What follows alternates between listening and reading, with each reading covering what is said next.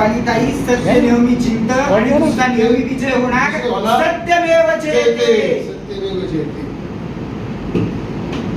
पत्रकार परिषद घेत आहोत ती रुपाली चाकणकर यांच्या समर्थनार्थ ही पत्रकार परिषद आहे. आणि सगळ्यात महत्वाचं या ठिकाणी मला नमूद करायचं आहे की जाणून बुजून या ठिकाणी रुपाली चाकणकरांना टार्गेट केलं जात आहे. कशासाठी टार्गेट केलं जात आहे? त्यांच्याकडून फक्त आणि फक्त महिला आयोगाचं पद हिसकून घेण्यासाठी त्यांना टार्गेट केलं जात. आणि विशेष म्हणजे तुम्ही मागच्या 2 वर्षांपासून बघा, मागच्या 2 वर्षांपासून काही लोक त्यांना जाणून बुजून टार्गेट करण्याचा प्रयत्न करतात. जर आपण सोशल मीडिया जर आपण चेक केला तर त्यामध्ये आपल्याला सापडेल की मागच्या 2 वर्षात रुपाली चाकणकर यांना सोशल मीडियाद्वारे खान कमेंट करून काही नराधम, काही पक्षाची लोक त्यांना जाणून बुजून टार्गेट करतायत. त्यांना बदनाम करण्याचं षडयंत्र हे आजपासूनच नाहीये, हे मागच्या 2 वर्षांपासूनच आहे. सोशल मीडियावरती तुम्ही बघा काय काय घाणघाण कमेंट्स आहेत. एका महिलेला अशा घाणघाण कमेंट्स तुम्ही करता. त्या घाण कमेंट्स बघितल्यावरती मला असं रुपाली ठोंबरे पाटलांना विचारायचंय की त्यावेळेस तुमचं कळत नाही का? त्यावेळेस मात्र तुमची बोलती बंद होते. किती घाणघाण कमेंट्स रुपाली चाकणकरांना या ठिकाणी केले जाते. त्याचे संबंध कोणाबरोबरही जोडले जात आहेत. ज्या व्यक्तीला कर नाही त्याला डर कशाचा असं म्हणतात ते अगदी बरोबर आहे. म्हणजे तुम्हाला कळेल की रुपाली चाकणकरांना बदनाम करण्याचं षडयंत्र हे मागच्या 2 वर्षापासून चालू आहे.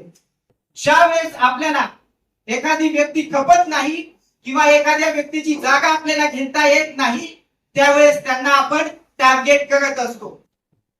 आदरणीय सुषमाताई अंधारे यांना मला विचारायचंय, सुषमाताई काही जरी झालं तरी लगेच रुपाली चाकणकर यांच्यावरती येऊन ठेवतात. रुपाली ठोंबरेंचं पण तसंच आहे, पुण्याचा संगीता तिवारींचं पण तसंच आहे. म्हणजे महिला आयोगाचं अध्यक्षपद रुपाली चाकणकर कधी सोडतायत आणि ते पद आम्हाला कधी मिळते असा हव्यास असलेल्या या महिला आहेत महाराष्ट्रातल्या या 4-5 जणी. तुम्ही नीट बघा.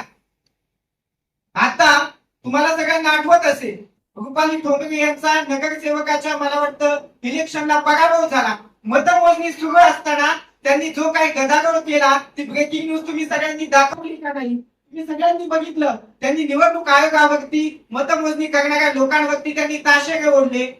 बरं मला सांगा, तुम्ही त्या ठिकाणी हारलात त्याचं तुम्ही सरकारवरती खापर फोडताय. मला सांगा या ठिकाणी महिलांच्या डोक्यावरचं जे काही ओझं होतं ते ओझं कमी करण्याचं काम या ठिकाणी फडणवीस सरकारने या ठिकाणी केलेलं आहे. आज ज्या आईला चुलीचे चटके बसत होते ती आज गॅसवरती सुरक्षित स्वयंपाक करते. आणि विशेष म्हणजे मला सांगा, एखादा मामा, आपला सख्खा मामा जर आईला जर 500 रुपयाची साडी घ्यायची असेल तर तो त्या ठिकाणी बघत बसतो की 500ची घेऊ का, 1000ची घेऊ का, त्याच्यापेक्षा कमी घेऊ. परंतु लाडका देवा भाऊ असेल, लाडका हे सरकार असेल, हे लाडके सरकार कडून महिलांना या ठिकाणी 3000 रुपये दिले जातात. आणि या सगळ्याचं हे म्हणून या ठिकाणी भाजप सरकार या ठिकाणी सत्तेमध्ये आलेलं आहे. आणि असं असताना रुपाली ठोंबरे पाटील निवडून कशाला येतील? बरोबर आहे की नाही? मला सांगा, रुपाली चाकणकरांनी एका भाषणामध्ये त्यांच्या म्हटलं होतं, बापाने मुलीला सासरी जाताना संसार न देता त्यांच्या हातात काय द्या तर भारताचं संविधान द्या.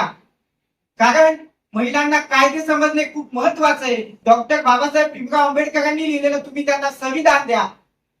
आणि अशी डॉक्टर बाबासाहेब आंबेडकरांची विधान करणारी व्यक्ती, त्यांचा विचारांचा वारसा करणारी व्यक्ती, त्यांना घरी जाऊन बसवण्याचं षडयंत्र या ठिकाणी ठोंबरे पाटलांचं आहे, सुषमा अंधारेंचं आहे. कारण त्यांना मला वाटतं फुले शाहू आंबेडकर विचारांचे वारसदार त्यांना या ठिकाणी खपत नाही. बघा, मला काय कल्पना आहे किंवा मला काय कल्पना नाही किंवा नोटीस पाठवली का नाही, प्रत्येक समितीचं जे ते ज्याचं त्याचं काम असतं. आणि मला वाटतं महाराष्ट्राचे लाडके मुख्यमंत्री आदरणीय देवाभाऊ या ठिकाणी त्यांचं काम निर्भीड, निरपक्षपाती आणि सत्यतेने करत आहेत. आणि याच पार्श्वभूमीवरती त्यांनी रुपाली चाकणकरांचा देखील या ठिकाणी राजीनामा घेतलेला आहे.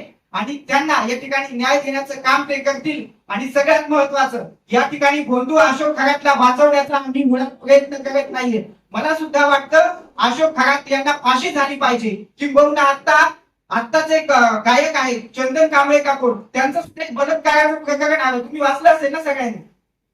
अशा लोकांना या ठिकाणी हा महाराष्ट्र जो आहे हा फुले शाहू आंबेडकरांचा महाराष्ट्र आहे. खरं तर हा महाराष्ट्र कोणाचा आहे? हा महाराष्ट्र आहे घोड्याच्या टापाचा, शाहिराच्या डबाचा, तलवारीच्या लग्नकाठीचा, मेघांच्या गडगडाटीचा आणि फुले शाहू आंबेडकरांचा आणि शिवरायांच्या विचारांचा महाराष्ट्र आहे. अशा या महाराष्ट्रात त्या असल्या गोष्टी आम्ही कदापि खपून घेणार नाही. आणि ज्यावेळेस सुषमा अंधारे म्हणतात की रुपाली चाकणकर लिपस्टिक लावतात, लाली लावतात, अहो तुम्हाला त्यांची बरोबरी करता येत नाही म्हणून तुम्ही त्यांच्यावरती जळता.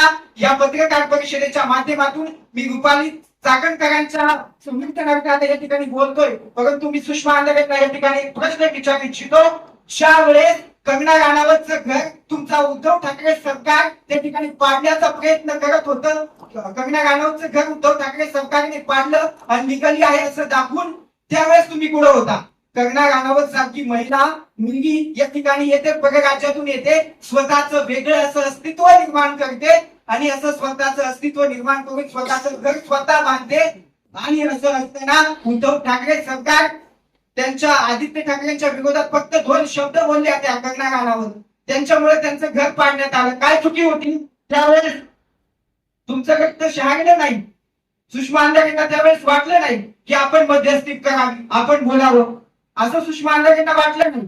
काही झालं, उद्या तुमचा बहीण दूध देणार नाही. तुम्ही म्हणणार का की रुपाली चाकणकरांना पक्षातून काढा किंवा रुपाली चाकणकरांना महिला आयोगाच्या अध्यक्ष पदावरून काढा? आता तुम्ही म्हणाल बहीण दूध देतो का? बहीण दूध देतच नाही, म्हणून तर ते उदाहरण दिलेलं आहे. आणि असं ज्या वेळेस या ठिकाणी होतंय ते महाराष्ट्र कदापि खपून घेणार नाही. मला एक सांगा, समजा मला यांनी गुरु मानलेला आहे, हिंदू धर्मात गुरु शिष्याची परंपरा ही एक लवकरपासून आलेली आहे. मग आपला गुरु काय करतोय ते थोडंच आपल्याला माहित असतं. माझ्या मनात काय चाललंय हे तुम्हाला माहित असणार का?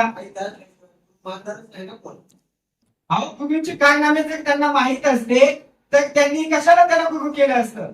असं म्हटलं जातं गुरुग ब्रह्मा, गुरुग विष्णू, गुरुग देव महेश्वरा, गुरुग साक्षात परब्रह्म तस्मै श्री गुरुवे नमः, अशी गुरु शिष्याची आपल्याकडे परंपरा असताना आता माझ्या मनात काय चाललंय किंवा मी काय करतोय हे थोडंच तुम्हाला माहित असतं. आता तुम्ही मला एका प्रश्नाचं उत्तर द्या. तुम्ही गुरुची गुरु मानायचे आयुष्याचा, हा त्याची पूर्ण माहिती घ्यायची नाही.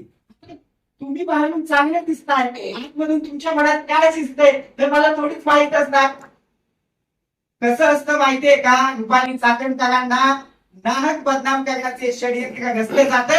आणि जर हे षडयंत्र जर असंच जर चालू राहिलं तर मी या ठिकाणी सांगतो महाराष्ट्र या ठिकाणी पेटून उठेल आणि आंदोलन करेल. तुम्ही या ठिकाणी लगेच करू आम्ही, तुम्ही टेन्शन घेऊ नका. या ठिकाणी रुपाली चाकणकरांना जाणून बुजून टार्गेट केलं जात आहे. या प्रकरणात आता प्रकाश आंबेडकरांनी देखील उडी घेतलेली आहे. प्रकाश आंबेडकर देखील म्हणतात या ठिकाणी ओबीसी म्हणून त्यांना जाणीवपूर्वक टार्गेट केलं जात आहे.